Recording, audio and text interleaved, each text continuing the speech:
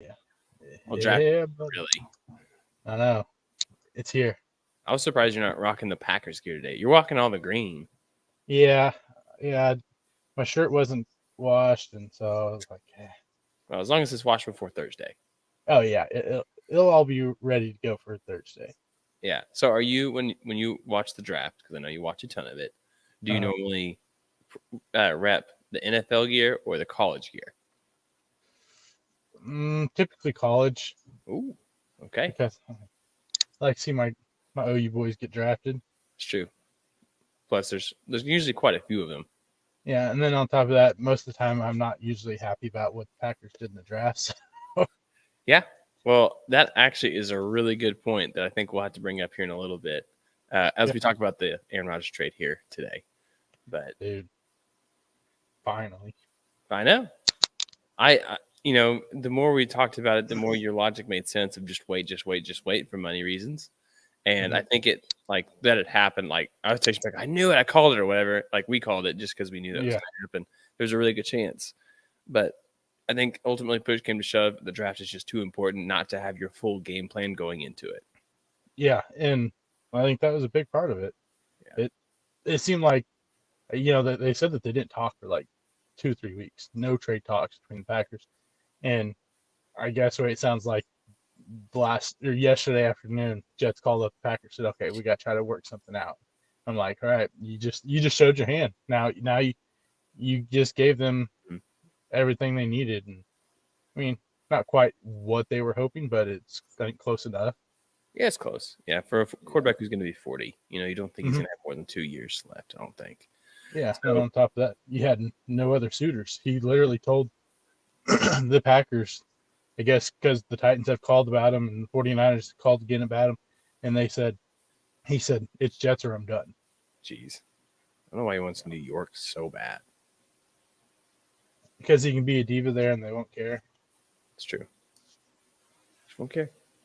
Well, I thought maybe today we'll do the college stuff and the one thing we have college and then all the draft stuff for the actual pod, and the bonus stuff can be baseball. What do you think? Sounds good. All right. I'm gonna sneeze here just a second. Thank you. I'll bet. All right. So I got a quick stat for you. How many game ones have the St. Louis Cardinals won in the series this year? Like, you know how every week they play like two series? Right. How many game ones? One. Wow. No, zero. Zero game ones. The series they won against the Blue Jays, 2-1. They lost the opening game. And I am so tired of losing game ones. Because the season's made up of so many series. You got to either, go 3-1, 2-2, or, 2-1 for the most part, or just 2-0. And I am just, as soon as they lose the first game, I'm like, you know what? You just made it so much harder for yourself to win the series. I know you're not going to win every game. Win game one. Yeah, at least win game one. That way it doesn't put you on, put the pressure on you to win 2 games now in a row to, win the series and hoping that the other team isn't throwing out an ace, game 3 or whatever. Yeah. Well, that's my frustration is because now here we are, the Cardinals at 9-13. It could be worse. They could be like the Royals with 4 wins and 1 win at home. But I'm just so frustrated when it comes to what the Cardinals record shows. And they keep having these games where it looks like they're going to do just enough to win, and then they blow it. So there's a lot of frustrations I have right now. I just want to quick thing. Well, Alejandro, man, welcome to the show. Thanks for being here today. Everybody jump in the chat. There's always a great opportunity to put in questions. We're going to start with some baseball today. And so, again, like I said, I'm all about the Cardinals right now. My frustrations with it anyways. Have you seen what the top 5 records are? So I know the Rays are 1. Okay. And then that one's easy. Yeah, that one's simple. And then I know the Pirates are somehow have a really good record, which gosh, I don't know. I'm not sure if they're top 5. I imagine they probably are close to it with that record. 2. Yeah, and then the Cubs. No, Cubs just fell down a little bit after they lost 2 to lost 2 to the Dodgers. Yeah. Let's see who else we got up there. It's Yankees, Blue Jays. Blue Jays and Yankees, no, both at 13-9, just outside looking in. Just outside, man. You want me to give you a hint? NL Central. No. Oh, the Brewers. Brewers, Yeah. yep, 15-7, and then AL, what is it? AL West. Let's say the Rangers, or is it the Mariners? It is the Rangers, and then the fifth best record is the Baltimore Orioles. I know, not the Braves, not the Mets, the Jays, Yankees, no Astros in that, no Dodgers, no Cardinals. I'm just saying, what is going on? I mean, the Pirates have won 7 in a row. They did complete, I think, like a 4-game sweep of the Reds. The Reds are terrible. And I think that's a big part of it too. You look at some of these records and with some of these teams, and you have to go look at the teams that they've played. I mean, yeah, and this isn't taking anything away from the Rangers. The Rangers have played great. Mm-hmm. They really have. Offensive wise, they've played great, but they've played 6 games against the Royals. And then, so I mean, bad. Yeah, that's going to help a lot. Same with the Rays, but the Rays still, I mean, they're still winning. They started playing some better teams, but their first 10 games, 12 games, they played 3 of the worst teams in baseball. Mm-hmm. And then so I think you got to take it with a big grain of salt right now with some of these records because one, it's the first month of baseball. Yes. We saw last year some teams come out just scorching hot. And we had the Angels looking like, oh, could they possibly make this, playoff run? Finally, get Ohtani and get Trout in there. Even the Yankees, even though they made the playoffs, were on a historic pace. Yeah, and just absolutely kind of fell apart halfway through the season. So, yeah, it's tough to really take stock into all this stuff 1 month into the season, but you can't take it away from they beat the teams that they've had to beat. Yeah, they have. And I think if you look at the schedule, there's a couple of teams right now. The Padres, they are minus 13 in run differential. They're not scoring a lot of runs, but Fernando Tatis just came back. You also have somehow the Yankees have only scored 93 runs, but their pitching has been one of the best in the league. And you're going to see that record sneak up the more they're like that. Most of these teams at the bottom are the Tigers, the Marlins, who are above 500, but they're at a minus 23 run differential, which is crazy. Royals, A's, Washington Nationals, Rockies, Reds. These teams are all going to be bad. I think one of the biggest things you're looking at right now is the NL or the AL Central is just a cluster of these teams that don't want to win it. I mean, you look at the Guardians, 11-11, and they're minus 6. Twins, 12-10, plus 12 run differential. The White Sox, everybody, I don't know what we're going to do. I don't know what we're going to do with the White Sox team, who's 7-15 right now, and minus 31. Yeah, Perry, you haven't been banished to this. Come on now. It's just today we do, and which we will say this in a little bit. Tubby's been working on some stuff too, and I'm working on some stuff. We might have a couple of guest episodes here coming up soon. So I'm just saying, yeah, things are rolling. Yeah, no, some of the, like you said, it's been a wild, start to the season. You got some teams that, I mean, like the Pirates. Who expected the Pirates to be where they're at right now? Yeah, I definitely didn't expect them to get 16 wins in the first month. No, and I don't know if it's still the same. A couple days ago, I checked it, but the Dodgers are the only team in the NL West that have a plus run differential. Last time I saw it, the Diamondbacks were at 0, but that was a they're now ago. Lost 2 games in a row. So yeah, the Dodgers are the only plus right now. Yeah, and so you've got to believe that like the Dodgers, the Padres probably should start scoring more runs, but you never know. I mean, Juan Soto's batting like 197 now. I know we called it here. Okay, I'm just saying he's still under 200. He's walking a ton. Yeah. Okay. Cool. Keep walking. But he's also striking out a lot more than normal. I know. It depending on how well Fernando Tatis does to finish out this season, it's going to give them a bit of a challenge to decide which of these two do they keep, because I don't think they can keep both. Maybe they can. I just don't think they will, because I don't want to put my foot in my mouth, and I hope I'm not wrong on this. I don't see this team winning the World Series, and so I don't either. It just makes it tough. It does. Looking at the Toronto. That Toronto team looks. I mean, that was your pick. Obviously, the Rays were one of my picks, and again, a little inflated, but I think those are the biggest teams. And a sneaky pick would be the Rangers or Astros still. So, yeah, I mean, you look at what the Blue Jays are doing, and they're doing it all with Manoah just absolutely nowhere to be found. The Alex Manoah we saw last year. So if he can turn that around, that makes them even more dangerous. Give them that legit, start of the rotation ace. But yeah, I mean, what was it? I think I saw it the other day. The Rays have the highest run differential since, was it 1908 or something like that? The dead ball In era. the first 20, no, I think it was 1901. The first 20 games of a season at that time, they were plus 84. And then the Oakland A's had the worst ever in 20 years, or in 20 games since 1901 at negative 85 at that point. It's probably higher now, but yeah. What would you guess they're at now? Man, they could have just got blown out the other day too. I'm gonna say it's minus 89. 103. Oh my gosh. And they're also in one of the better divisions in baseball, top to bottom, or top to not the bottom, with Seattle, who's 10-12, but Seattle is pretty good overall. Angels, Astros, Rangers. So their season's not going to get any easier as it goes on by. And so I saw this thing also, and it was showing how the wealth, how much these owners are worth like that. And this guy that owns the A's is worth more than probably over half of the MLB owners are. Like, it's over guys that your teams that actually spend money too. I know. And moving to, because they are going to move to Las Vegas. It looks like it's pretty much it's happening now in the next couple of years. I don't think it's going to change his payroll at all. I really don't.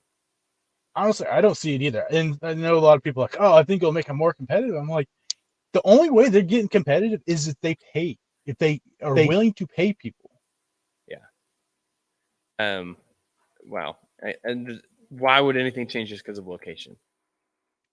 Exactly. I mean, the only way they're getting better is that owner isn't the owner. So here's my question. I heard this on the radio, and I want to know what your thoughts are. Who's at fault here for the A's leaving? Is it the A's, the ownership, or is it the city? Now, before you answer, I'm going to throw this out there. Oakland has lost now the A's, the Warriors, and the Raiders. That's 3 teams. I mean, I know a big part of it. I'm pretty sure the city of Oakland owns that stadium. And I think that is a huge part of why. I mean, would you really want to go sit in that stadium? Honestly, and that's a big problem. I mean, there's pictures of them using duct tape to fix things, and that's on the city. And I think that's the big thing. The biggest part of it is the city did not keep up that stadium. So why would you want to go spend money to sit in that stadium and have cats running around, rats, mice? Who knows? You may even see a possum. A possum, man. If he decides to come out of the press box. I think a big part of it has to be on the Oakland, the city of Oakland, for you not upkeeping this stuff and not really bringing in the fans. Because, I mean, like I said, even if it is a $10 ticket, I don't want to go sit in that stadium. They've had problems with sewage backup and it going, running down the steps of the stadiums and stuff like that. I mean, I don't want that. Yeah. So I think, Oakland has a little bit to blame, or quite a bit of the blame. Now, it's not all there. Obviously, even if the stadium was terrible and you kept putting a good product on the field, people would show up. So it goes hand in hand, but I'm going to lean 80%. When I see 3 of the major franchises leave, the top 3 franchise, football, baseball, basketball, and they're all gone. It's thank goodness there's not a hockey team at Oakland, because that one would be next. Yeah, definitely. So outside of that, we got MadBum finally leaving. Did you hear what some of these batters were saying about him? Yeah, I don't remember exactly, but when I saw it, I was like, okay, that's funny. So what they were saying was, when he comes into the game, they have to adjust mentally as a hitter to as if a position player was pitching, not a pitcher, which is what his thing is. Man, I don't know how he fell so far so fast. Is it just, do you think there's a chance, or what are the chances from 0% to 100% that finding a new place, much less money, but finding a new place that he's able to course correct, maybe be a back into the rotation guy? I would say if we're saying he's going to find a team and be able to help, I think it's probably somewhere around the 15-20%. I think he's done it. Like being an effective starter, I think that ship has sailed. I think I guarantee someone's going to grab him. I mean, we've seen Harvey bounce around how many different teams, even after the whole, downfall in New York. I expect someone's going to grab him and The throw Royals. him in there and hope, yeah, the Royals. They I just lost mean, Rubich. yeah, they did for the season. So you never know. They may try to reunite him and Zach Greinke together like they had in. They're going to look at their roster and say, we just lost a guy with a 6.95 ERA. We need to get another one that has 6.95. Yeah, right. So yeah, I mean, I imagine someone will grab him, but do I think he can go in there and be an effective pitcher? Probably not anymore. It's just I think he's well past that prime, and he just doesn't have the same stuff that he had back in the day. Yeah. Perry in the chat says, I'll fix base before you 60-game season. Limit 1 hour and 45-minute games. What is this, like softball, where they're like, listen, I know there's 3 more innings, but you're all playing too slow. Game over. We got 2-inning baseball game. The games are only they're not even an hour longer than that these days. They're at 2 hours 30 minutes. You gotta want to hang out outside, Perry. I think you gotta be willing to go 2.5 hours at least. And most people are showing up late to a baseball game. Yeah, and I'm pretty sure this is almost exactly what the Savannah Bananas do. I don't know about the PEDs, but and the football elements, but they do have some theatrics thrown in there. I seen a guy in there with like a telephone pole-sized baseball bat. Oh. Okay, yeah. So I think that's what we need to do. We need to find a way to win some Savannah Banana tickets for Perry and see what you think. See if you enjoy that style of baseball. And you might. It's like Harlem Globetrotters. But I think baseball is on the right path overall. Overall, as far as gameplay goes. I'm watching the games. I have really enjoyed MLB TV. I don't know if you guys use that or not, but I got it this year. And for one, I'm in KC, and the Cardinals aren't actually blacked out now, which is great.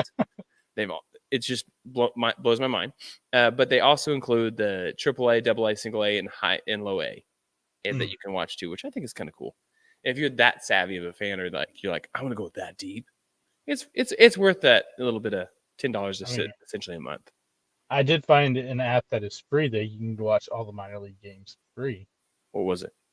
It's Bally Live. So that Bally Live app.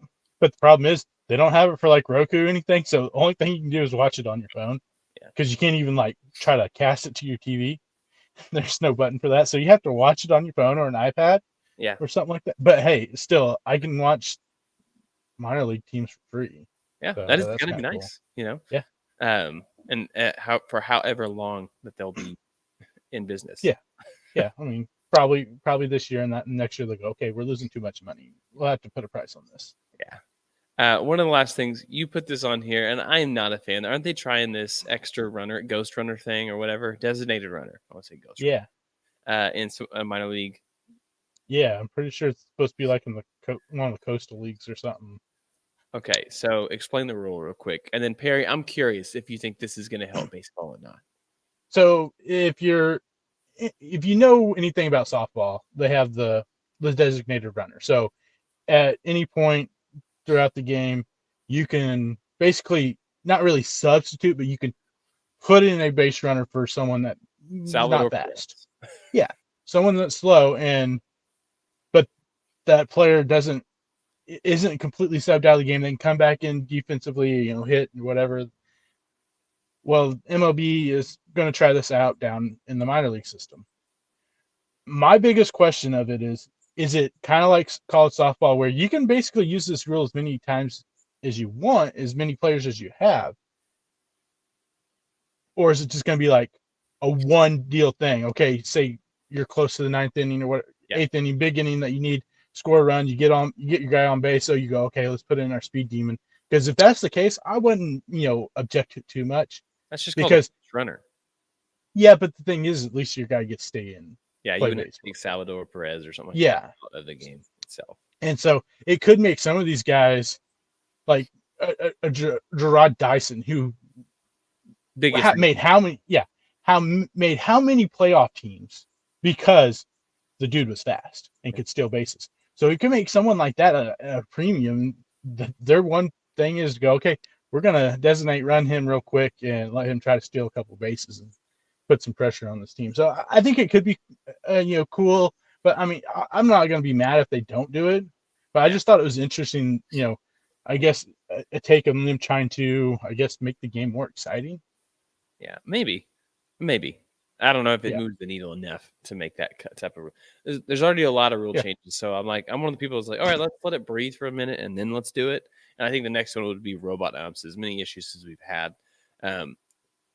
So that's excuse me. I don't know, my allergies are doing like crazy today. So yeah, robot umps with the ability to challenge like 3 pitches a game max, and then call that good. Because some of these umps, man.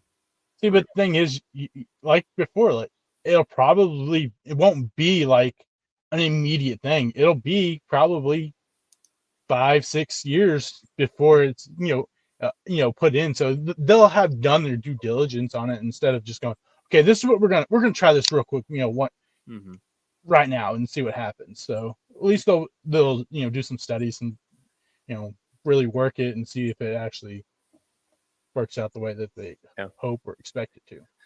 Now, the last bit of information we want to get to before we get into our draft prep episode is college football. Spring games have happened, and Ohio State this year had the largest crowd, which I was actually surprised by. Not because they're one of the largest stadiums, so they should get the largest crowds, but they've not typically been a program that needed it.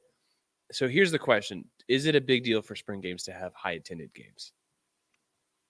I think for recruiting it does. I think it helps a lot because you look at Oklahoma. If you look at the list, especially the last couple of years, with the whole Venables thing, they packed the stadium last year with like 80,000 people, and this year is a little bit less. I think part of it was due to the colder weather, cold, and so I think that played into part of it. But you look at the list of the recruits that are there. I think it's a big deal for them because one, they get to go in and they get to see the stadium, they get to hear the fans, but they also get to witness the alumni. Oklahoma has so many alumni this year, or just the last couple of years. Last year Oklahoma had 250, former players at the spring game, and before that, like under Lincoln Riley, it was somewhere like around the 30, 45, player range. But they had so many this year that they were able to span end zone to end zone locked arms. So I think that plays into it too. That you're getting this, you're making it more than it probably really should be. But I think it's helping get these guys there. It will be interesting if we possibly do get, I think it'll be a good question to ask if we do get this possible guest in a couple of weeks. Ask him if it really makes a deal, big deal for him when it comes to recruiting wise, if that helps or not. But yeah, I think it helps. I think you want those guys there because I think it really gets the program kind of going. Look at Colorado. Oh yeah, that's a great example. I think it's huge for having momentum, like especially when there's transitional periods. So you look at Colorado, OU last year. You look at USC this year had a much higher. Even last year, their spring game was not well attended at all. No energy. This year they had quite a 30-something thousand, which was just night and day difference. But I think it's extremely important when it comes to momentum. If you're not getting people out there, that means they're not excited about your program. That means they're not expecting huge things. That means there's not even recruits there that you really care about. And for those that really push it, some programs they just don't even care. But I don't know. I listened to a podcast after it just to break it down because I didn't get to watch it. But I wanted to know what happened. I wanted to know what the thoughts were, whose stock was down. I think it's just, it's one of those pieces that why would you miss it? We have 5 more months until football really starts. So why would I skip this? Yeah, exactly. I think, like you said, to me, I don't put a whole lot of stock into it going, oh man, this guy played bad. This guy played real good or whatever, just because it is spring. Yeah. And there's a lot that can happen in the next few months, and it could have just been a bad game and, whatever. So I don't put a whole lot of stock into it, but I think it is also a good way to get to see some of these, especially these guys that maybe didn't play a whole lot last year, and you're finally really getting to see them play, some type of football now. And so it gets you a little more excited about the season coming up. And the one thing I really put in perspective how big uh, OU Stadium is and the seating wise when you see like the pictures of the video of Colorado Mhm. and the stadium's just packed. And you're like, man, they had to have one of the higher attendance, for the spring, and it was like 47,000. You're like, oh, that's pretty, solid. And you go look at the capacity for the stadium, and it's like 53 or Yeah, 53 or 52,000. 55, something like that. Yeah, it's Yeah, not that big. Yeah. and so I was like, to put that in perspective, Oklahoma has more people at their spring game than Colorado has capacity for their stadium. Yeah. So Yeah. that just shows you how big Oklahoma the stadium is for 5,000, Oklahoma. which is going to be huge going to the SEC. I'm just saying you're Yeah, going to have that as a home field thing. you want to know what's crazy though? I looked this up. I was just looking at like stadium capacity. What do you think Oklahoma ranks in the SEC and stadium capacity once they move? I think they are probably 1, 2, 3, 4. I'm going to say 7th. 9th. Oh, dang it. Okay. Close. You got Tennessee, Florida. You have obviously LSU, Alabama. Who else? A&M. There? A&M. Yeah, I think they're like Georgia. Georgia's is how big? 98, 90 something? 92? Yeah, it's a fairly good size. Yeah, Okay. Texas. Yeah. They're still ahead of us. Yeah, I was surprised. I was like, I knew Oklahoma has a pretty good sized stadium. When I saw that, I was like, wow, they're actually going to be towards the bottom of the SEC in stadium capacity. And I mean, granted, it's still a lot of people, 86,000. But yeah, I was surprised to see that they were going to be that low. I mean, just think about what it's going to be like going from, we're playing Kansas. We're playing K-State, which are big rivalry, big games still, and we want to win them. But imagine what people are going to like. No, I got to go see it, especially early on. Alabama, LSU, Mississippi. Like, I want to see these teams play OU now. Like, that is just something that you don't see outside of a bowl or a championship game.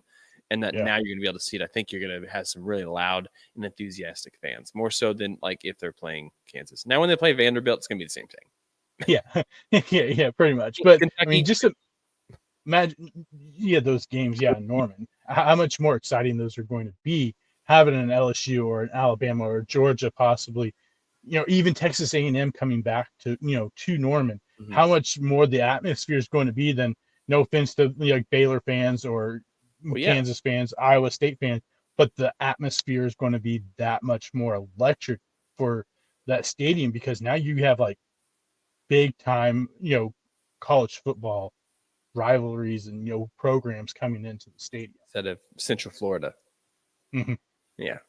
So, well, that's where we're at right now. We're about to head into. Yeah, it looks like we have a resident KU. Maybe Perry, are you Kansas or K-State? I can't remember. I'm sorry, man. It's just they're really good at basketball. They're really good at basketball. All right. Well, are you ready to start I almost said you ready to start the draft? Yeah. Can we start the draft now? Yeah, we can. Do we have the power to do that? We do have the power to do that with the W podcast. Pear Bear. That was the emojis that Alejandro put. Did you catch those? Yeah. So Pear Bear. That was great. Rock Chalk. So there you go. Well, KU is great. They won a national championship literally last year in basketball. So I think you can't be upset. Yep. Nope. Yeah. And OU hasn't won a championship in one of their major sports since 2000. 2001. That sucks. They almost won baseball last year. You remember that? Oh man, so close. All right. So close. Here we go. 3, 2, 1. Welcome back, everyone, to the W Podcast live in Kansas City. I am literally like a block away from where the NFL draft is this week. Why? Because the draft is happening this week. It's draft week, Tubby. It's draft week. It's like Christmas Eve. Christmas Eve for you. So Christmas Eve is Christmas Eve for you. What's Christmas Eve? It's Combine? for a couple. Yeah, probably. So Combine over the draft. Are they even? Were you ranking them? It's definitely draft's number one. draft's always fun, but I do love going just deep diving in and just kind of evaluating the talent. Yeah. Well, I mean, if that's why y'all came to the show today was to hear what our draft prep looks like. You came to the right spot because that's what this episode is all about. The NFL draft is draft week. If you wanted to hear anything about baseball, even some college football stuff, a lot of spring games happening, head on over to YouTube. You can get all of the bonus content. There's almost 30 minutes of bonus content where we just talked about some of that stuff. So make sure you subscribe to the YouTube channel. We're on the way to 250 subs, which is going to be when we're going to do our next giveaway. So be sure to do that if you haven't already. But today on the podcast, again, it's draft week. It's Monday as we record, and we are literally just hours away. You can start counting down to the hours of Yeah. of everything. I'm going to say kicking off. The draft kicking off. And the weather looks like it's going to be good because it's outside. Yeah. Yeah, it looks like the weather's going to be nice. I mean, this is like one of the most exciting times of the year for me because, like I said, I go deep into this, and it's sad when it's over, but I had a fun time, doing all of this. I mean, I've got pages and pages of notes. Yeah, gives you time for next year to get prepped. Yep, definitely. Yeah, Perry in the chat on YouTube said NFL draft versus the MLB draft. Enough said. NFL rules. Now, you know what, Perry? You're right. The NFL draft is way better. They've made the MLB draft much better. The problem is most of these guys you're not going to see for 3 years. Some of the big ones you'll see, pretty quick. But yeah, he's not wrong on that. That is 100% facts. And they did a great thing though, cutting it from was it like 200 rounds down to I think 1920. I think is what it maxes out at now. Way more sense. Yeah, not a 4-day deal. Yeah, I mean, when it was 4 days and it was all those rounds, I was just waiting for my call, just in case. You got to take a flyer on this guy, James. I don't, might as well. But before we get into some of the actual draft talk, I want to go ahead. Aaron Rodgers was finally traded. You heard it here first on the Debbie podcast a couple weeks ago. We said we believed it was going to happen. The only thing keeping it from happening was possibility of money for the Packers. But listen, it is so stinking hard for one of these professional teams to go into draft without the actual plan of what you're going to do to attack. So the good news is the Packers have that. Now, as a Packers fan, Tubby, are you happy with the return? Yeah, I think compensation is pretty solid. I think that they were able to they gave a little bit because from everything I was reading and everything you're hearing is that for the pick they wanted a first round pick for next year, and they were adamant that it was going to be no conditions added to it, and it was just going to be a straight up first round pick. And so they were able to get it technically. I mean, there's more. It's more likely that it will be a first round pick next year than a second round pick unless something happens to Aaron Rodgers throughout the season, gets hurt or whatever early on in the season, and isn't able to play the 65% of the plays for the season. But I mean, I like the pick swap a lot because I know that it may seem crazy, but the Packers are actually very, very high on Jackson Smith and Jigba. And moving up those couple spots because now you had the Patriots there, and that was another team people were like, there's a chance if he's there that they're going to take him because they need pass catchers in New England. So now you jump ahead of New England.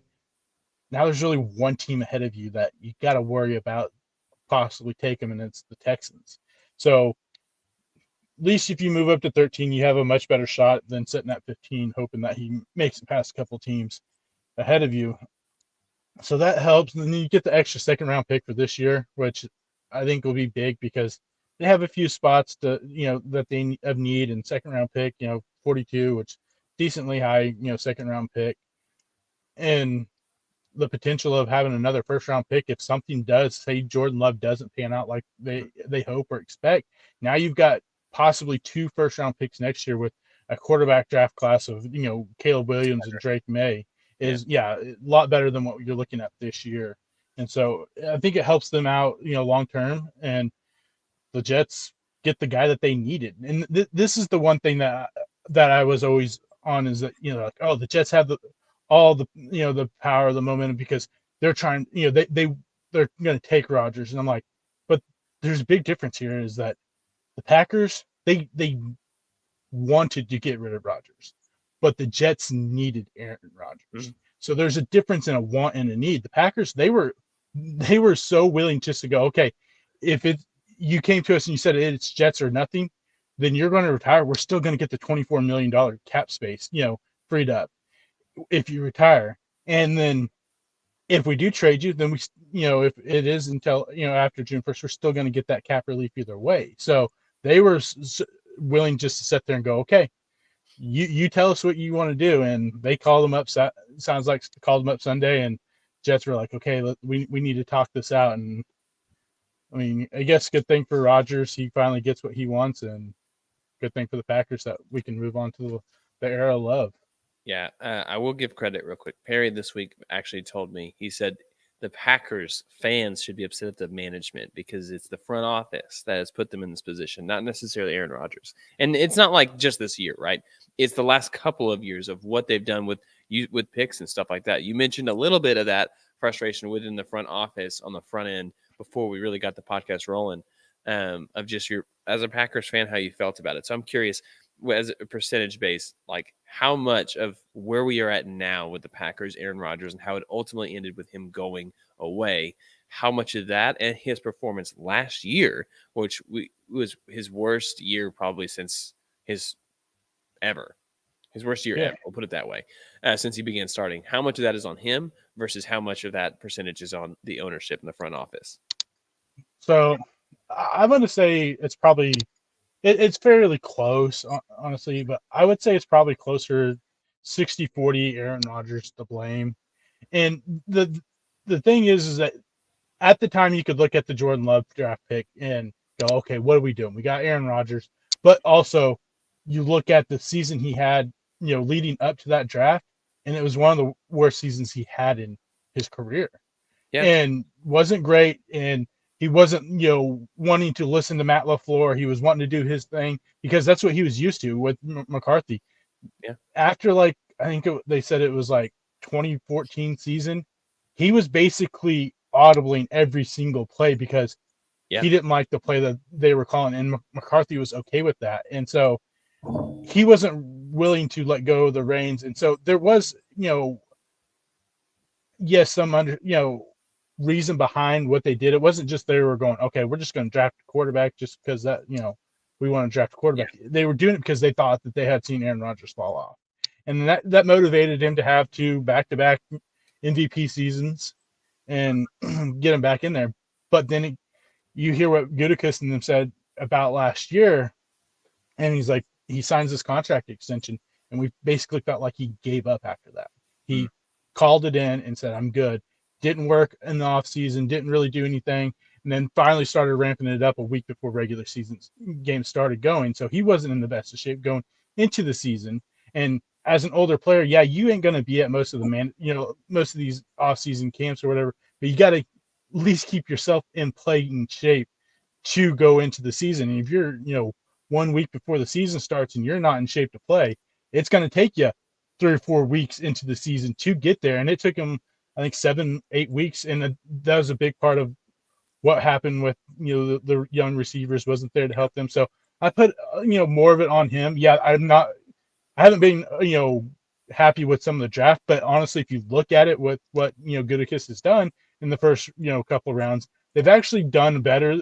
It just wasn't the guys that I would have picked. But to their credit, you look at some of these guys like Jair, Rashawn Gary. I wasn't happy about the Rashawn Gary pick. And, you got these guys that actually have been really good NFL players. So they obviously know what they're doing. You think what the Packers are going to do in this draft, and they're going to do exactly opposite of what they had. Or opposite what you think is going to happen. Yeah. It's that hard thing. I think 60-40, I think in season this last year, I would agree with you. It's probably Aaron Rodgers, if not 65-35. But the last couple of years, I'm going to lean 60% on the front office and then 40 on Rodgers, if that, maybe even less. Just because Aaron Rodgers, even up until last year, was doing such a good job with just, like you said, a guy you're like, I'm audibling every single time. I don't trust it. He proved he was so consistent. He was really good at what he did in the regular season. And it's It's sad to see because you would have loved to see him and Brett Favre never put on another jersey besides the Packers uniform. But, Mm-hmm. We've seen this thing happen. Hopefully, for Aaron Rodgers' sake, it actually ends out better than it did for Brett Favre. I don't know if it will, but hopefully it does. Yeah. So just to kind of what Perry said there, that he would have done better with Devontae Adams and MVS. Absolutely, Devontae Adams on the team, Aaron Rodgers does play better because he has a relationship with that, with him, and a relationship that you only saw with that he had like with Jordy Nelson. Those they were basically tied at the hip. But Rodgers is the big reason why Devontae Adams wasn't there, because he took so long to decide what he wanted to do. And Devontae Adams is like, okay, I'm ready to move on. And because the Packers offered him more money than what the Oakland Raiders gave him. It wasn't the front office didn't offer him the money. They offered him more money than he got in Oakland, or we should say Las Vegas. You got it. There you go. But yeah, they offered him more money than the Raiders get. And MVS had a career year last year. Before this season, he had a drop rate of 56%. So there's a reason why they didn't go out and re-sign him, even though Rodgers wanted him back. The guy had a drop rate of 56%, which you ain't gonna want to give him out a whole lot of money, especially with now you're paying Rodgers $50 million a year. You got to try to figure some things out, and they made the decision to go with younger guys, even though they kind of had an idea that this wasn't going to go right, because Rodgers didn't come in and work with the young receivers to build that. Because look what happened when he built that rapport with Christian Watson. Christian Watson went off.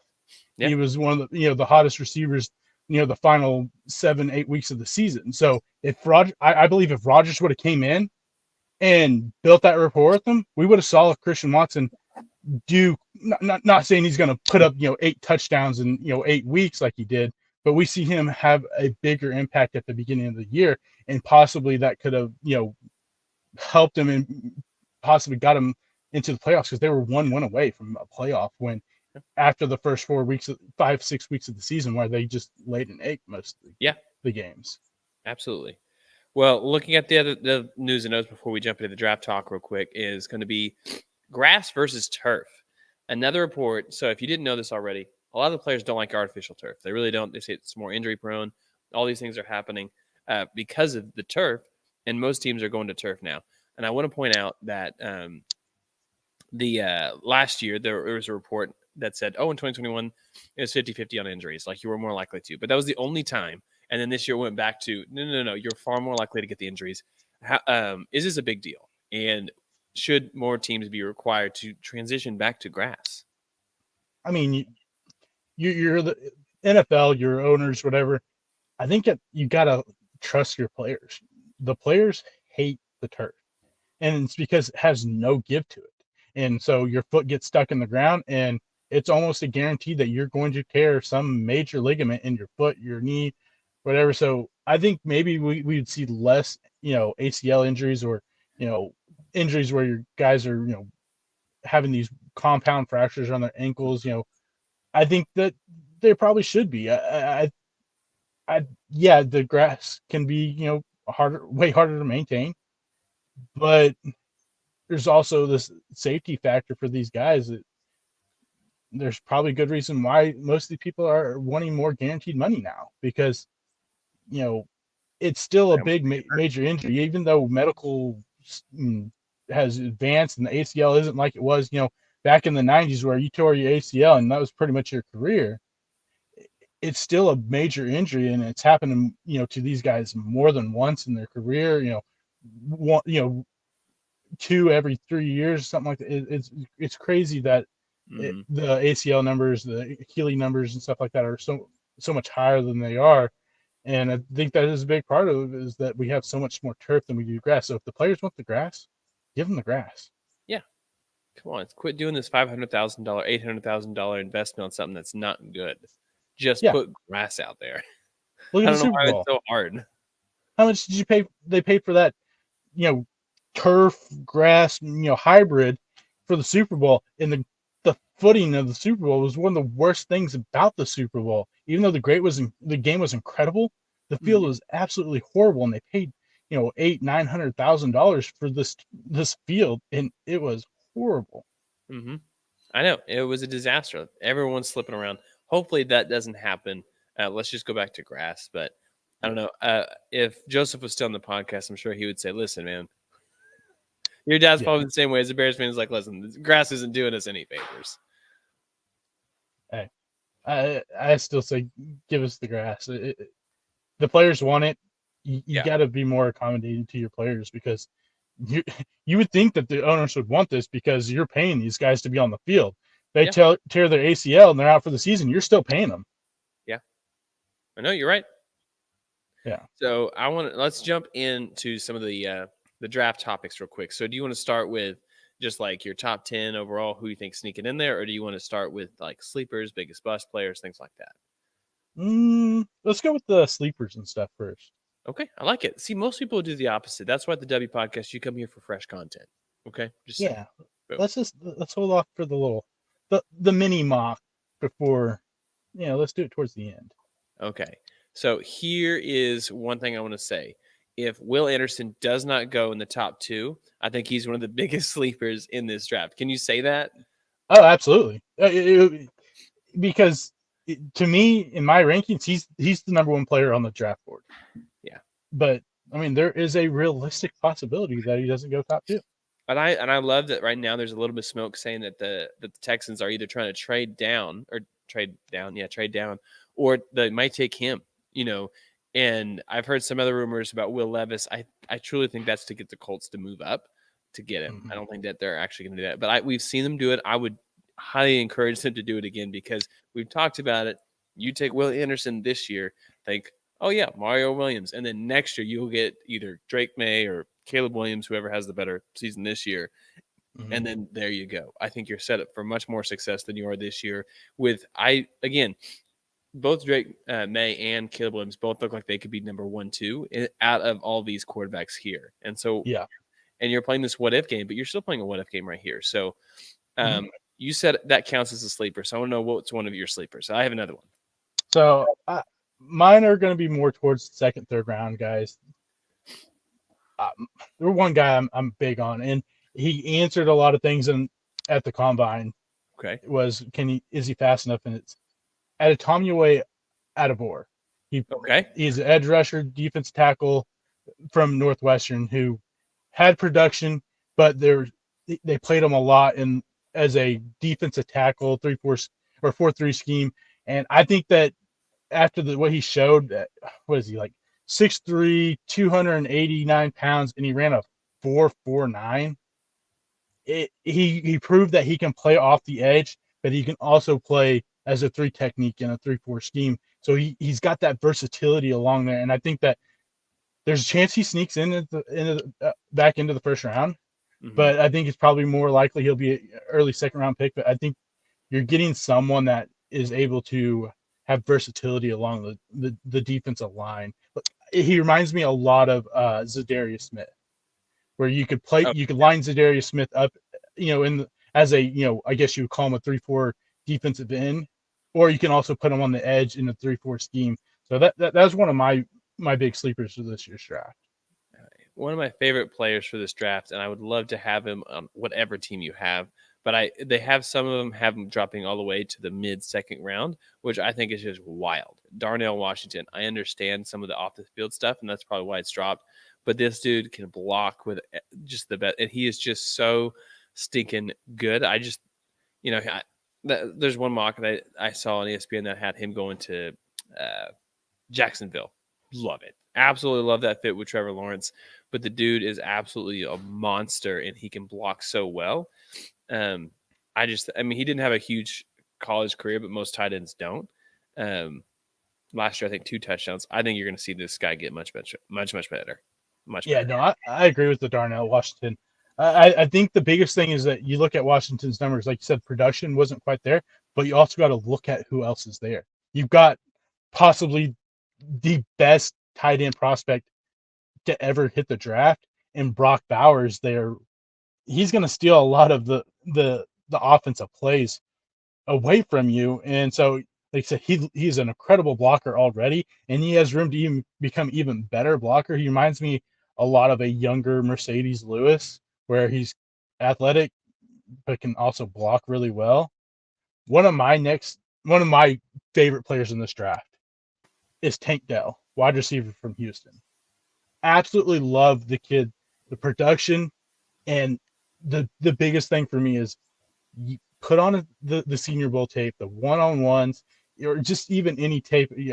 The route running is impeccable. It's up there. Like Jackson Smith-Njigba is an incredible route runner himself, but this guy, the route running, I think is on a different level. And the biggest knock on him is going to be his frame. He's 5'8", 168 pounds, which is small. And if he can put on some weight, I feel like we could see a guy somewhat similar to like a T.Y. Hilton type player. Ooh, yeah. And T.Y. Hilton may not be the most household name, but T.Y. Hilton had an incredible career, with Andrew Luck, and even with some of those washed up quarterbacks that he had, and in Indianapolis. He reminds me a lot of him, and I think that he's going to fall a lot. I think we'll see probably closer to, maybe he may sneak in and back into the second round. I doubt it. I would say probably more of a third, mid-third, even possibly or early fourth round guy. But I think it's a guy that you look at and you go, and if we can put some muscle on him, I think he could be an incredible weapon, because he didn't run fast at the combine, but he plays a lot faster than what he ran at the combine. And I mean, the dude was just incredibly productive in college, and part of it could be due to the offense, but also route running translates to across the field. That's one big thing I look at when I look at my wide receiver prospects is how good of a route runner are you? Because route running, no matter the speed, you're going to be able to get open. Yeah. Absolutely. Yeah, especially at the level where everybody's fast. Everybody has good hands. Mm-hmm. Everybody does it like absolutely huge. Would you rather have a first round Bijan Robinson or a third to fourth round Tajay Spears? Give me Tajay. Value. Ooh. I love Bijan. I love the way Bijan plays. I mean, he is arguably the best running back prospect we've seen since Adrian Peterson. I said that in my little position ranking video, but the value I think is a lot higher for Tajay, because honestly, before I started watching, I remember watching the USC game and stuff like that. Before I started watching tape and started looking at him, he's bigger than I expected. Mm-hmm. I thought he was probably somewhere around the 5'8", maybe 5'9" range, but he's actually closer to the 5'11", and he's 202 pounds. So you can put some muscle on him. And we watched what he did to USC in that bowl game. He just made them look silly. Oh, he did.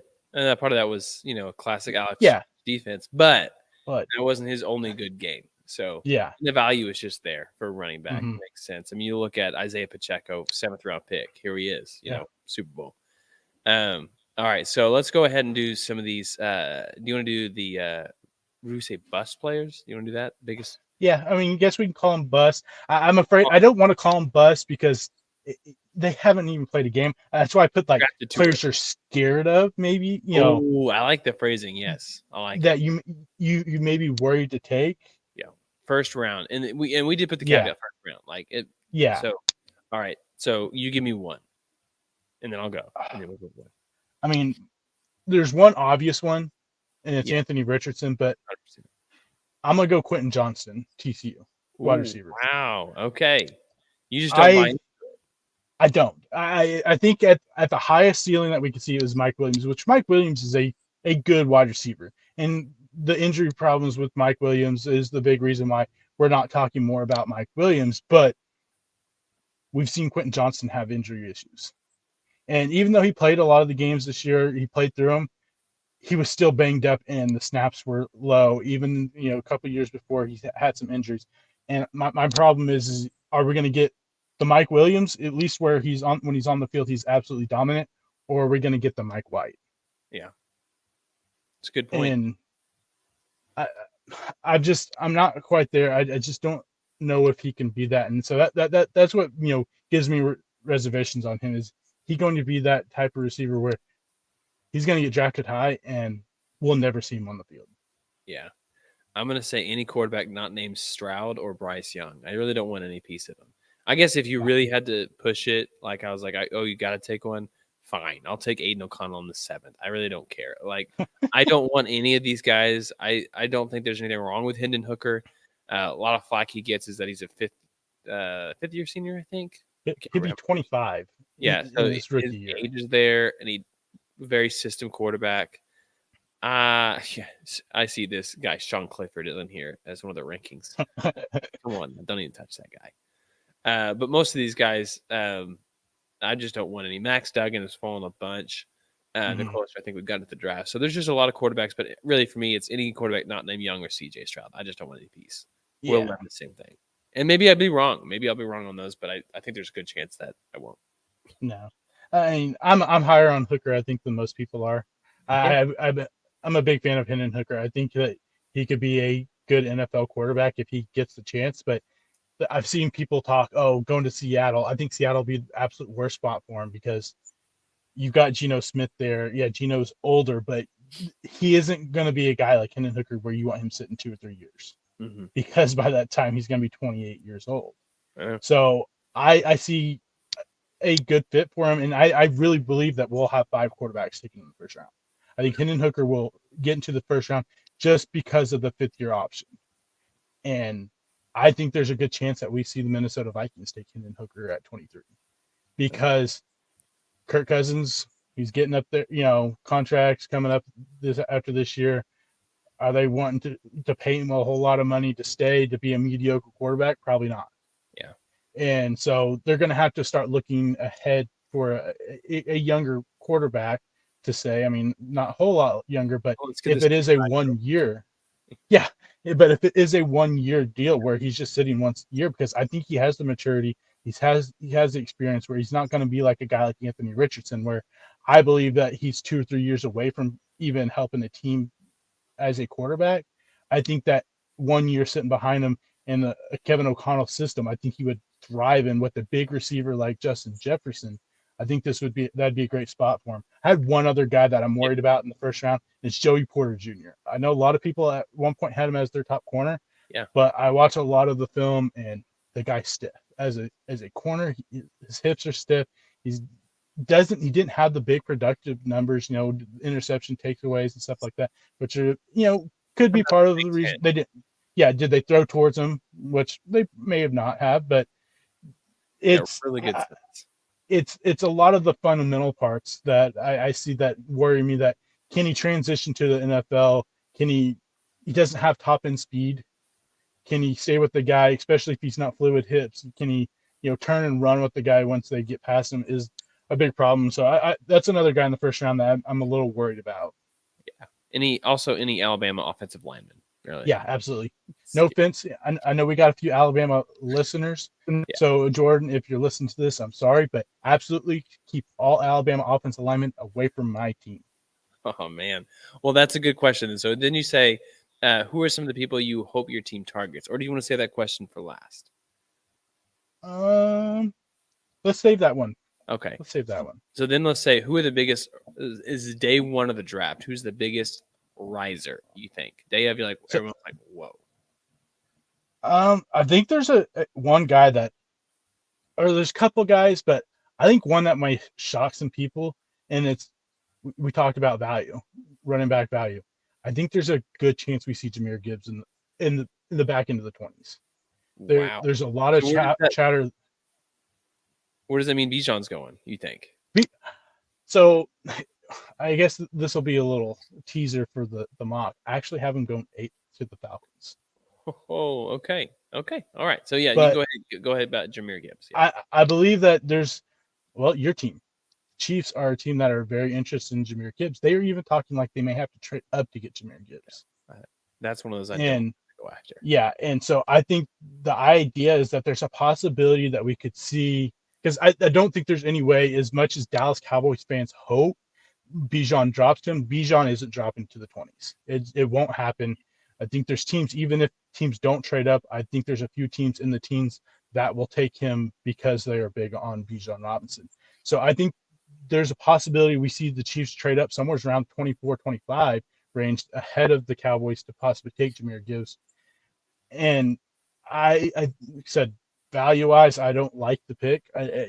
Running backs in the first round typically aren't the best value at all. Because Daniel Jeremiah put it this way, and it wasn't a way I ever really thought about it. He said, but if you're a bad team and you go and take a running back, you're paying him at the lowest you'll ever pay him. And you take him in the first round and say you're a rebuilding team, at least 3 or 4 of those years that you have him on that small contract are wasted. And you ran him into the ground. And at that value, it doesn't work. So it maybe for the Chiefs, the value is a little bit better because you are a team that can compete, but is running back really your biggest need after what you saw from Pacheco? Probably not. And then I think Keon White is another one that he's edge rusher, and if you want to call him, from Georgia Tech, that a lot of people are raving about, high on him. I've watched film and I was not impressed. Really? For say the most. And there's a lot of chatter that we see him being one of these edge rushers taken in the first round, and I don't like the film.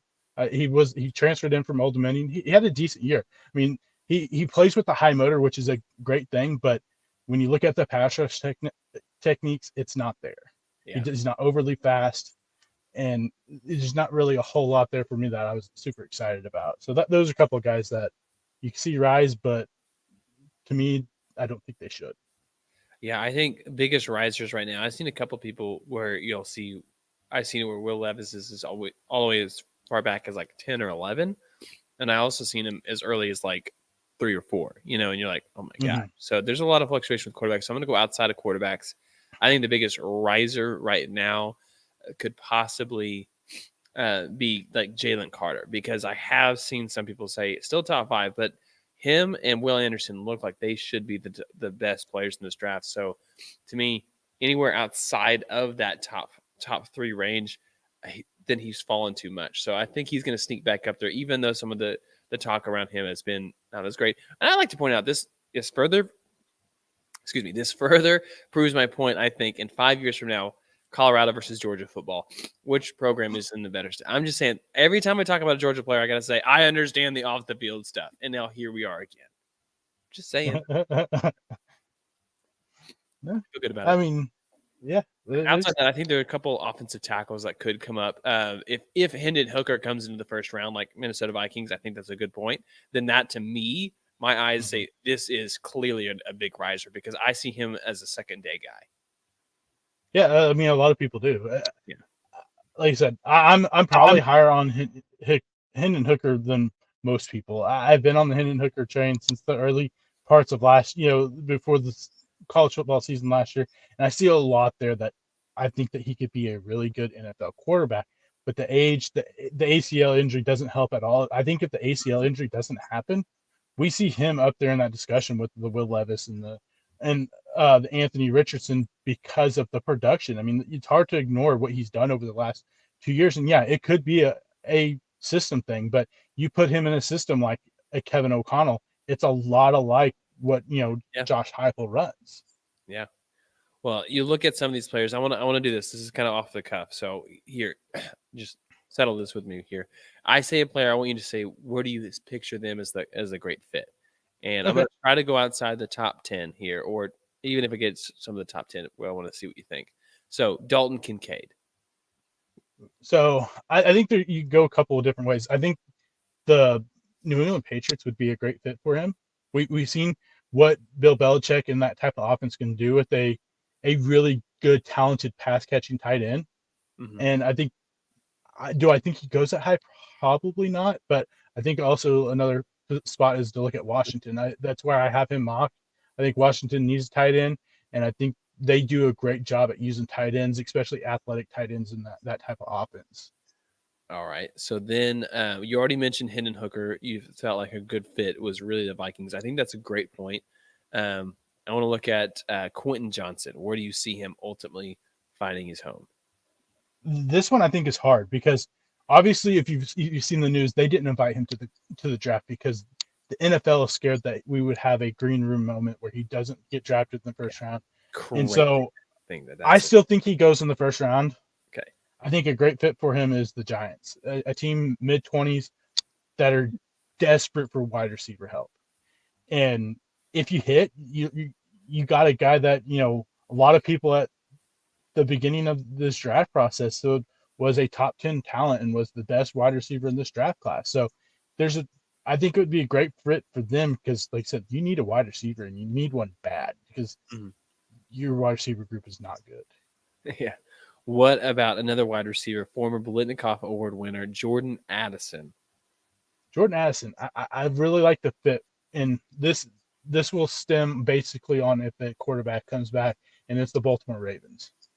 I like the fit there. That he reminds me kind of like Tyler Lockett, where he's not overly fast, but he's able to get off the line really well. He's maybe a little bit undersized, but he's going to be a guy that can track the ball and get downfield and catch it and make some big plays. And so if Lamar's able to come back, or if he's not able, if he does come back to Baltimore, you got a good possession type of receiver with Odell Beckham, and you got a guy that can take off the top of the defense in Jordan Addison. And Lamar Jackson is actually a better deep ball accurate passer than he is in the short and mid range. Yeah, I think that could be a really good landing spot. So if you were a team that had, well, I guess it would be team specific. So how about this? I feel like, great job, man. I liked all the landing spots. I was like, these all fit. So do you feel like you're ready now for the top 10 mock? Let's do it. All right. I'm going to let you go. All right. We got I think number one's obvious. Now, if I was doing this is not how I would do it. But this is how I think it could possibly play out. And I'm going to be completely honest with you. I didn't do trades because I don't like to try to figure out. I don't like to try to figure out. Yeah, because there's teams that you could see trade up that you don't expect to trade up.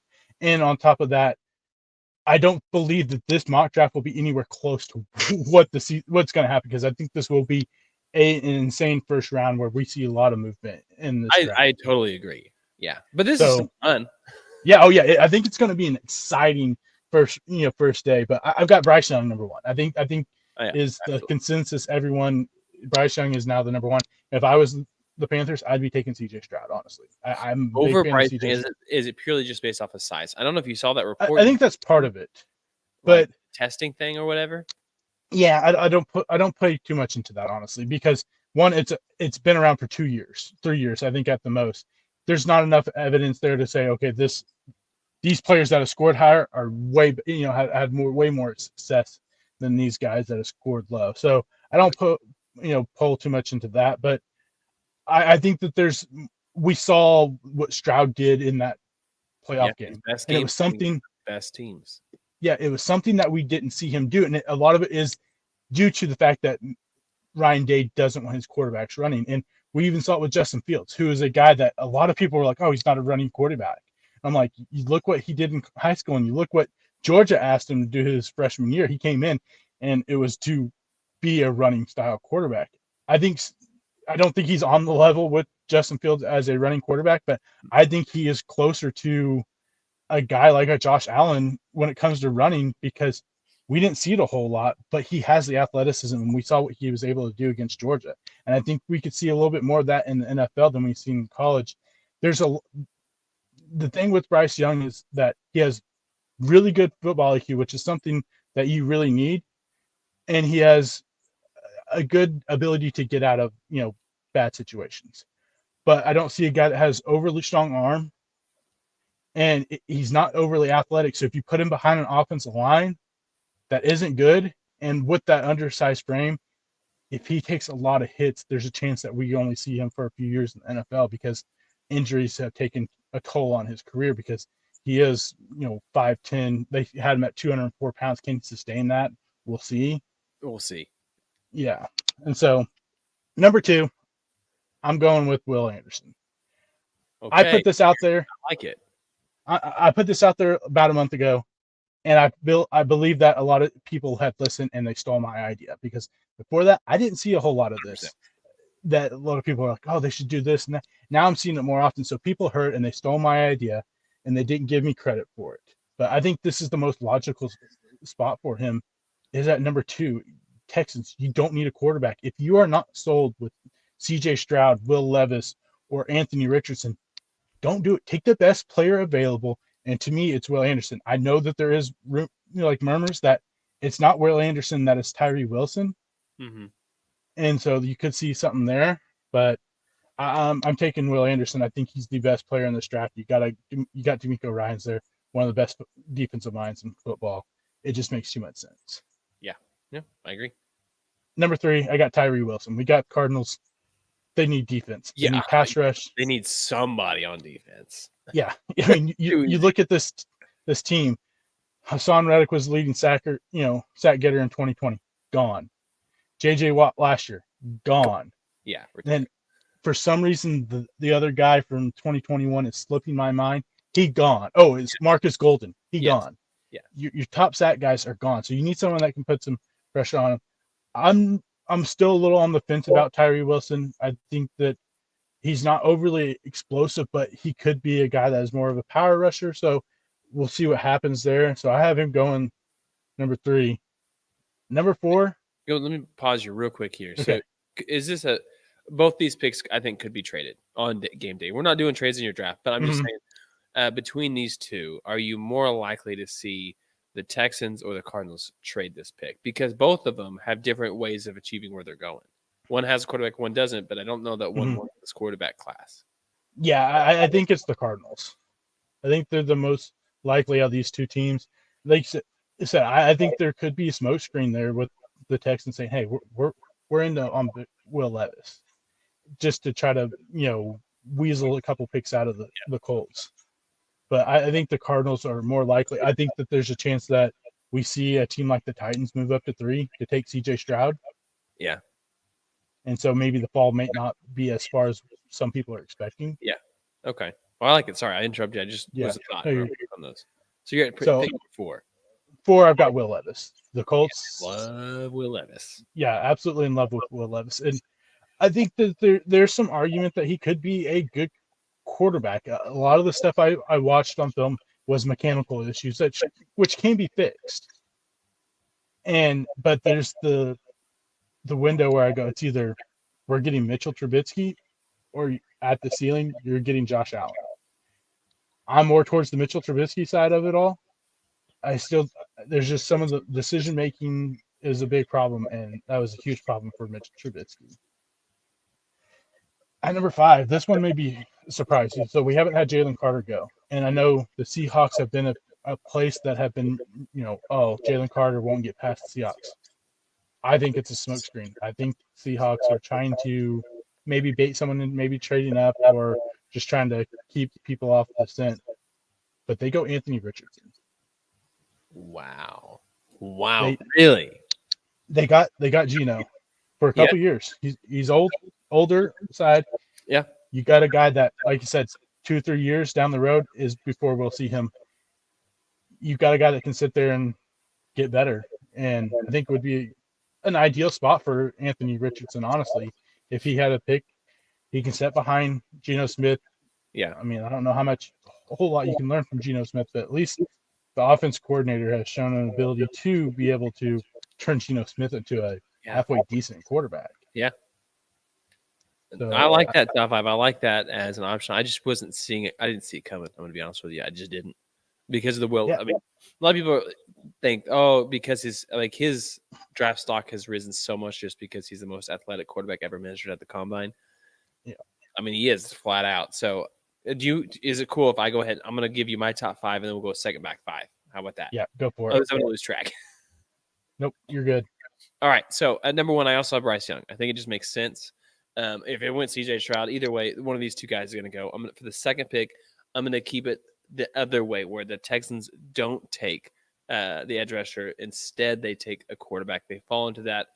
I just can't pass on it, because what happens if Caleb Williams gets hurt at the end of the year, or what happens if Drake May turns into Sam Howell? Remember how good Sam Howell was supposed to be at the same school, and then here we are right now. He even the starting quarterback in the NFL. So I'm going to say draft day jitters are going to get to them, and they're going to go ahead and go CJ Stroud or Bryce Young. So they're going to go 1 and 2. Quarterbacks again. Here we are. So edge at 3, I'm going to say I would expect them to trade this pick, because I think someone's going to want to get, because once you see 2 go, you're like, okay, I got to get my guy. And so you're going to see one of those teams who that they might get one at 6 or 7, and now they're going to have to move up. But for the sake of not doing trades, they're going to take an edge rusher. And I think at that point they take Will Anderson. I mean, if he falls to 3, holy cow. This is Colts at number 4. You muted.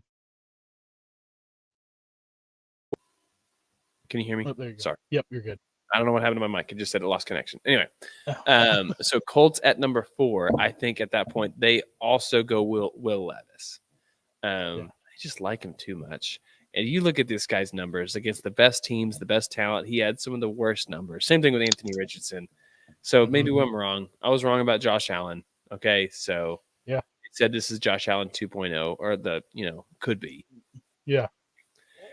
So after that, at number 5, we still have the Seahawks, and I think that would put them still with an edge rusher with that opportunity. And I think Tyree Wilson, who would have fallen from your draft, I think at number 3 all the way to 5, not a big drop. But so I think overall our top 5 are pretty close to just mix and match a little bit. Yeah, no, definitely. And I think there's a chance if Tyree Wilson does fall, that is the guy the Seahawks go with. I know they're big on Tyree Wilson, and there's a good chance that he could, because honestly, like I said, we didn't do the trades. I really believe that the Cardinals will not be picking at this pick. I believe that we will see the Titans probably move up and get in, because it seems like that's the most noise I've heard it just from this. Makes sense. That team, like the more you look at this team, the Titans, the more you realize how good of a coach Mike Vrabel has been. This is a talentless team, and they got rid of their best receiver. They have a good running back right now. They have no quarterback. They have no direction at quarterback right now. Yeah, I mean, look at the Malik Willis experiment is over already after 1 year. Oh, it's so sad. But what's up, Tim? Yeah, welcome back, Tim. Yeah, so I believe that's why we haven't seen CJ Stroud in my draft, because I believe that pick will be CJ Stroud and it will be to the Tennessee Titans.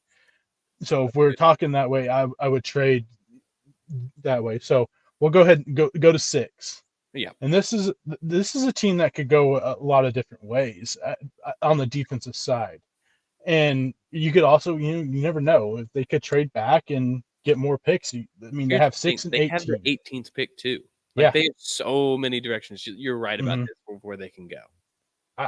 There's a chance that you could possibly see them try to go with Jalen Carter and maybe able to fix the off the field issues, because I mean, coaching wise, that's the guy you want. I mean, he 100%. But it also could be absolutely opposite of what Jalen Carter needs, because he's so hard nosed as a head coach that he may push him too much, and it may not be what Jalen Carter, will be able to handle. So I have them going corner. They traded Jeff Okudah.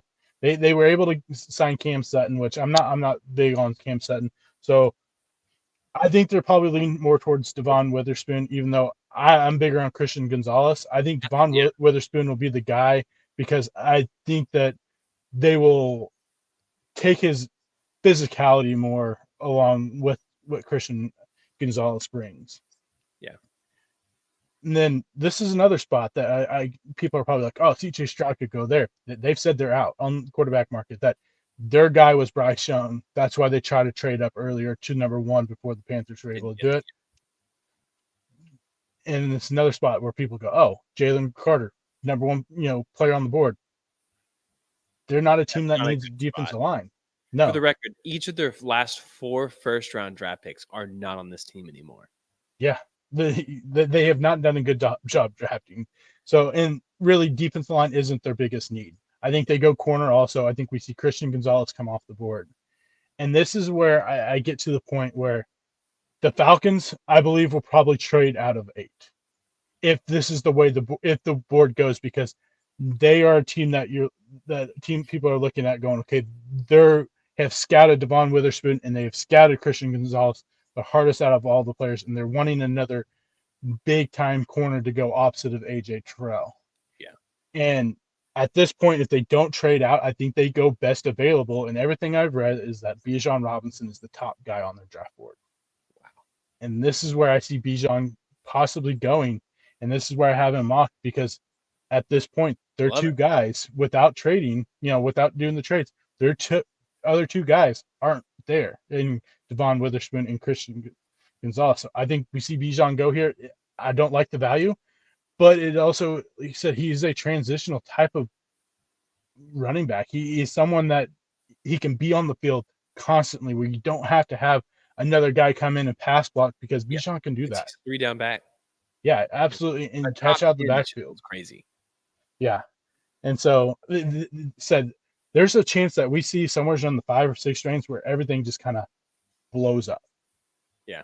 Oh, we see people moving and trading, trying to get it. Because if there's a chance, like I said, even if, say, Tennessee doesn't trade up to 3, there's a chance that we could see them, 5, 6, 7, 8, where someone's coming up to get CJ Stroud. And some of the new reports that came out today, they said, we don't expect CJ to go in the top 7. Wow, I cannot believe that. Yeah, I don't see that happening. So, back to the mock draft. Number 9, the Jalen Carter train, the slide stops. The slide. Chicago's sitting here, and if this happens, I know there's talks that the Steelers have already said, hey, we're willing to give you this to move up because they really want Jalen Carter. Yeah. But if I'm the Bears, if I ain't getting a pretty decent haul back, a swap, 17, we get pick 17, a first round pick next year, and possibly a third round pick, this year, next year, I ain't doing it because I'm looking at this going, we traded from 1, we got first round pick this year, first round pick next year, a second round pick this year, a third round pick next year, and we got DJ Moore, and now we could possibly get the top guy in this draft at number 9. I ain't moving. Why would you? And I'm taking Jalen Carter, and I'm building my defense around that kid. Yeah. I like it. I like that. I like your draft board, man. And then at number 10, I have the Eagles. I think we'll see them stick on the defensive side of the ball. They lost a lot of defense. I think they go Nolan Smith, edge rusher out of Georgia. I think they're going to need some more edge rushing. If Jalen Carter was there, Jalen Carter would be the pick also, but I think that they'll miss out. They could possibly even try to trade up. We could see them move up to 8 ahead of Chicago or whoever is, possibly picking at 9 if Chicago decides to trade and move up to get Jalen Carter, a couple spots, give up a few picks to the Falcons. The Falcons move back and maybe we'll get someone, get Bijan at 11 instead of 8 and get picks out of it. Yeah. I see it 6 with the Lions. I really love the potential for this Lions team to be scary this season, to potentially win this division, which is just not – I don't remember the last time they won the division. Yeah. I like them to stay on the defensive side at the beginning with Christian Gonzalez. I do think he's a guy that they like and they're pretty high on. So I could see that. He was one of the guys you also mentioned a little bit too, so nothing surprised there. I think Las Vegas is just going to be drooling, it's Las Vegas, it's the Raiders. They're going to make a mistake. And I don't believe that Anthony Richardson is a day one guy, and I think he goes to Las Vegas. I know that they said this, but it's the Davis family, man. And maybe this is me being biased as a Chiefs fan. I think they're going to make that mistake. I think they're going to make that mistake, man. Past drafts wouldn't, call you a liar. I know. It's just they're going to look at him like, we didn't expect him to be here, so we had to take him. And then there's this whole year 1. Do we put him in over Jimmy Garoppolo? Jimmy Garoppolo gets hurt, and it's just this whole thing. Yeah. The Raiders being the Raiders. Sorry to any Raiders fans out there. All right, so then I got to move now to number 8, and I could see the Bijan Robinson taking place. If not, I could see they need a ton of help on this team. This team I think they won 7 games last year, and this is not a 7-win team this year. No. So I honestly, because is Foreman still not? Who was the running back last year? Last year was Donta Foreman. He's with the Bears. The running back now is Miles. Or no, we're talking Falcons. Sorry, the running back is Tyler Algier. Yeah, he was a rookie last year. I think they're going to bet on him in the field versus going with Bijan, even though the talent's there, and they're going to go defense. I think they do still need some defense, and so they're going to go with Witherspoon, who drops a little bit to them, not a whole lot, but he does go there. And then the Bears, I think they're going to go with they'll lean edge rusher. You got rid of some of that, so Miles Murphy is over here. I could totally see that being a landing spot. They just want some edge. Just get someone to get the quarterback because we got the quarterback. And if not, I could see offensive line being another place that they might tinker with. But I'm going to lean towards edge because of what they've done last year. And then the Eagles, this is tough. I don't really know. You could see them go offensive or defensive line is where I'm thinking. I'm torn. I don't. It's just whichever one they're feeling the bigger need for right now with who's on their board. But there's a couple guys, whether it's a Georgia, what's his name, Roderick Jones, or on the defensive side, I cannot remember his name. Luke Van Not, the guy from Luke Van Ness. Yeah. I could see them either one because again, that defense is really good last year. I think we're going to see a little bit of weaknesses this year in the defense compared to last year because they're going to be playing a much tougher schedule. Yeah. But they're not going to play as many great quarterbacks because most of those are in the AFC right now. But that's why I think the biggest takeaway that I see at the top 10 is the lack of wide receivers, where we have seen that dominate in the last couple of years. You're not seeing that until the back end of the first round. No, I think the first one we'll see is probably going to be at 12. Yeah. I think we'll see Jackson Smith and Jigba will be in. This is where the Packers traded up because I know, like I said, I don't know if I said it on the bonus or whatever, but Jackson Smith and Jigba is a guy on the Packers board that they're pretty high on. And they look at him and they say, man, you pair him together with Christian Watson and you put him with Romeo Doubs. You've got 3 really young wide receivers. So they're hoping they could probably slip 12, I think, or 13. I think the Houston Texans take them a spot ahead of the Packers at 12 there. But yeah, the consensus about this draft from a lot of GMs and a lot of scouting is that this is a bad draft. Yeah. But I look at it a different way, is that we're not going to look at this draft and go, okay, there's a lot of superstar potential talent in this draft. We got a couple guys like, I think, Will Anderson, Jalen Carter, and you could possibly throw Bryce Young and CJ Stroud up there, that, possibilities that they could be, superstar type talent. And then you've got a lot of depth, I think, is the biggest thing for this draft is, you've got a lot of depth, but that's not what you want to be drafted in the first round, is depth. Yeah, it's good for those teams that are already there, but for teams that are like, we got to get there, it's not necessarily them unless they're getting one of these 3 or 4 guys. And I think that's exactly what I was going to say. I don't think it's a bad draft. I think it's instead of the 5-star guys, you're getting a lot of these 3.5. There's a couple of these really 4 or 5-star guys, but most of them are this is a great rotation guy. This is a good guy for, our 4th linebacker or something like that. So it's just a weird draft. Yeah, I mean, you look at like Mel Kiper, Todd McShay, Daniel Jeremiah. A lot of them have at most 20 guys graded in the first round.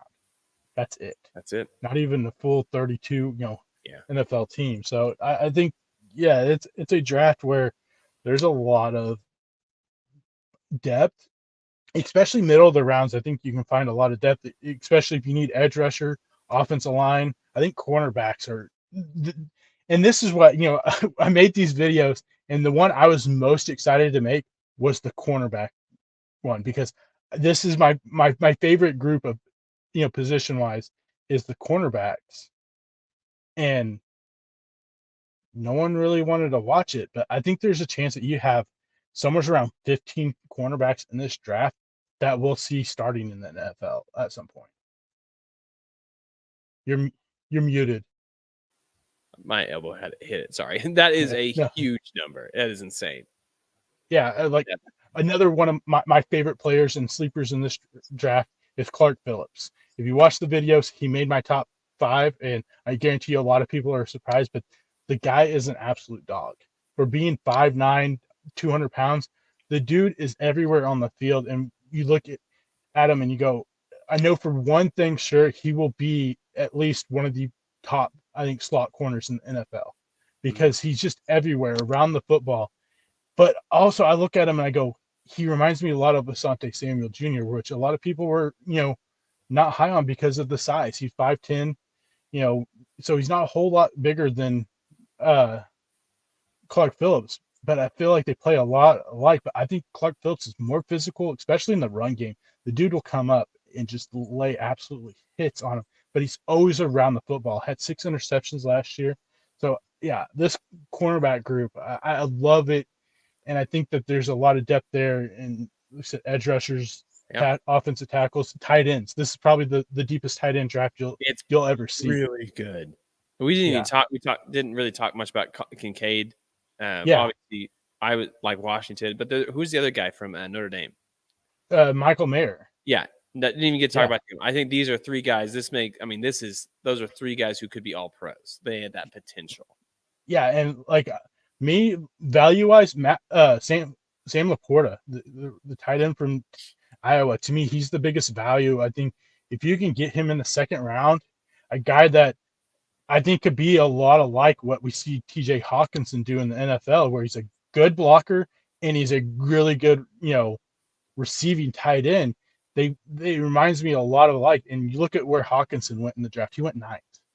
And then you could possibly get basically him, the same type of player, in the 40 to 50 range. I'll take that.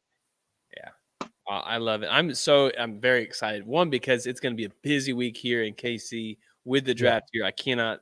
They're doing all this stuff here, so it's going to be nuts. Tim in the chat said he's here for KC. So welcome to KC, man. If you were looking for some barbecue recommendations, go ahead and message us on the social medias, and I'll be sure to give you some here because there's a couple of good ones, especially depending on what day of the week it is. There's some specials. Just want to point that out. Some Bernie tacos are just, I'll just say they're slaps. They're slaps. That's what it's called. It's so good. Was there today for lunch? They didn't have burning tacos because it's not Tuesday, but so good. So it's going to happen. So I'm curious. You're going to be watching the draft all at your house, or are you going to go anywhere to watch it? Like, where's your house? You got to, man. It's so comfortable. So comfortable. Yeah. And me and Dad will probably get pizza, watch the draft from 7 to midnight, whatever, how long it takes, because this first round could be absolutely insane. We see picks just flying everywhere. But what a day for it! What a day. I mean, so before we go, ideal picks for the Chiefs. Who are you looking for? This is tough because they don't have a superstar pick like at wide receiver. So sometimes I've seen the connection to some of the receivers. Jordan Addison was one of them. If he falls far enough, stuff like that. I don't think we need that. To me, I just want some depth because the Chiefs are there, and so I want some depth either on the defensive line or offensive line, and the other spot would be in the linebacker. So I'm not specific on who. It's just, hey, this is the theme I want to see in the first 2 days of the draft. Is just get really solid high floor depth. Yeah, I mean, everything I've been hearing about the Chiefs is that Zay Flowers is the guy. Zay Flowers or Jahmyr Gibbs. Zay Flowers is the one that I guess he's like, my draft visits are done, and all of a sudden he ends up in Texas catching passes from Patrick Mahomes because the Chiefs wanted him to come in. And so that's another one of the guys that I've been hearing that they could possibly trade up to around the 24-25 spot to go out and get. And honestly, I believe that it would be a great pick. Honestly, I'm big on Zay Flowers. I've got those three wide receivers are the main ones that I could see going in the first round. And I think probably should possibly Jackson Smith and Jigba, Jordan Addison, and then Zay Flowers. I'm big on Zay Flowers. I think he's another guy kind of like Tank Dell, where you look at he's probably more along the lines of a Tyler Lockett. And I think the Chiefs probably do need depth at wide receiver. I'm still not sold on a couple of the guys. I think Sky Moore could have a decent go at it, but I'm not as big on for some reason the name Tony. I'm not huge on Tony. I'm really not. I think Tony's going to be good. He's going to be hurt, but when he's healthy, he's going to be good. That's the biggest problem is the injuries for Kadarius Toney is that you never know if he's going to be on the field. It's fair. And it's like saying so that. I think, go ahead. Sorry, I was going to get on tangent. And that's why I think that you could see them. That's why they're trying to go up and get Zay Flowers, because I don't think he'll last until 31. I think we could see a team like the Giants or even the Cowboys that need wide receiver, offensive, weapons wise, and so see them move up and get someone.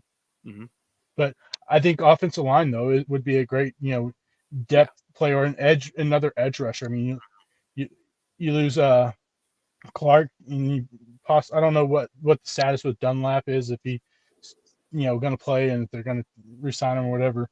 So you probably do need some more depth at the edge rusher, and this is another great edge rusher draft. So yeah, no, like, so my ideal first three rounds for the Packers, and I'm kind of like back and forth on this one because I know we really need edge rushers. the depth of edge rusher, especially with Rashawn Gary being out a good, decent part of the early part of the season, is going to be a problem because Preston Smith took a big leap back. He's nothing quite like he was.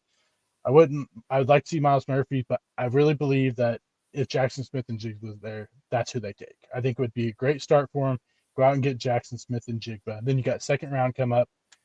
Will McDonald out of Iowa State, if he's there at 42, is the guy I jump on. And you solve the edge rusher opposite of Rashawn Gary. Sam Laporta at 45. I talked about him. I think value-wise, he might be the best tight end value-wise where most people are projecting him to go. And then third round, Jordan Battle, safety out of Alabama. If that's the way the Packers draft works out, I'm happy. And the rest of it, I don't care what happens. Will it work out that way? Absolutely not, because you never know what the Green Bay Packers are going to do. Yeah. Well, we'll see. Either way, you're going to be on the edge of your seat for every pick. Absolutely. I'm ready for it.